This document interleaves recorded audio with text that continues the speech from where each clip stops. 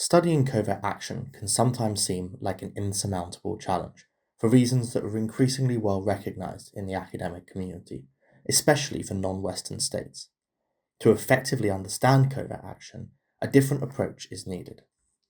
A narrative approach to analysis of covert action, published in Review of International Studies, offers one such approach.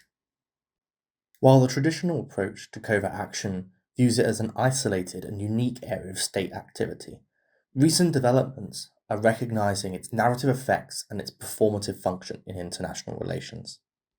The narrative approach consolidates these and integrates them with other areas of international relations theory that are relevant, particularly narratology and securitisation. This approach views covert action as subordinate to security narratives and sees its effect primarily in terms of narratives. At the heart of a narrative approach is a shift in the focus away from the action itself and towards the security narratives that enable it. These demand that action is taken and they overcome the normally unacceptable violation of international laws and norms that foreign intervention of this nature creates. It also encompasses the audiences who give power to these narratives and recognizes the relationship between these, the state, and the action itself.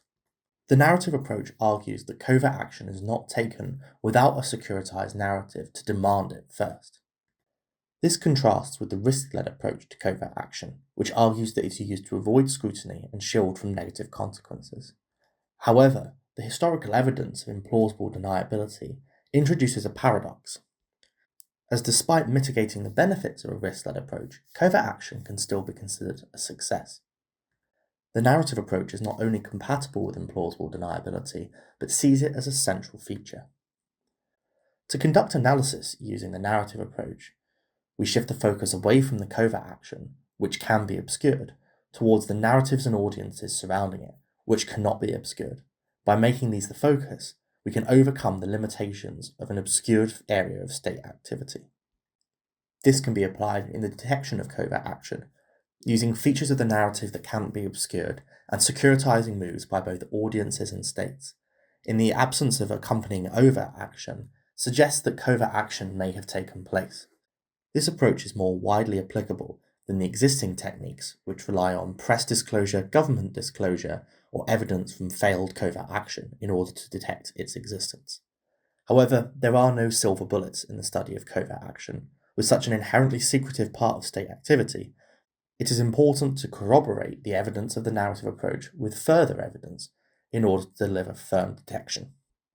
The same approach can be applied in reverse to attribute covert action. Now, with a known action, we can study the evidence around the narratives and also the audiences and states for which it's salient in order to increase the confidence of a plausible attribution for covert action. To conduct this analysis effectively, a yardstick is required for benchmarking escalation and severity of covert action.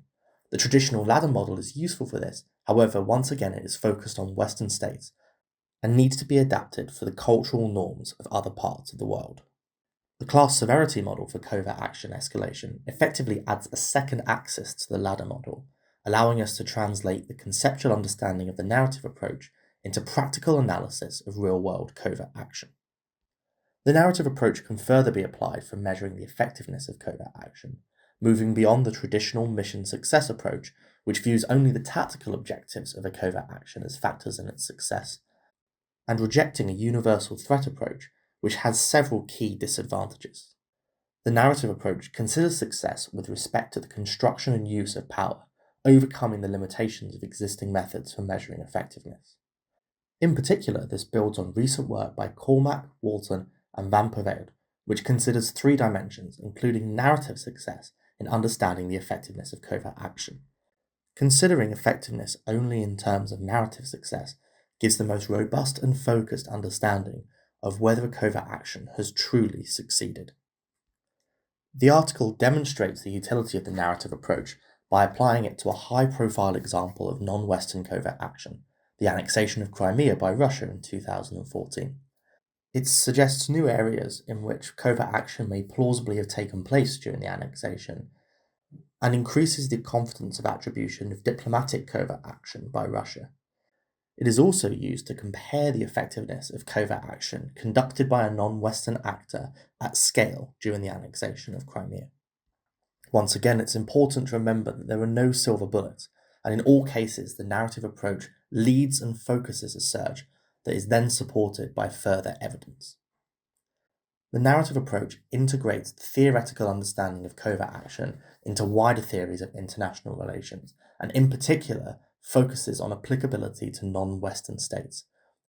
It resolves the paradoxes between previous theoretical approaches and implausible deniability, and provides new tools for detecting, attributing, and measuring the effectiveness of covert action, supported by an improved two-axis class severity model of covert action escalation. A narrative approach to analysis of covert action by Jack Duffield is published in Review of International Studies by Cambridge University Press.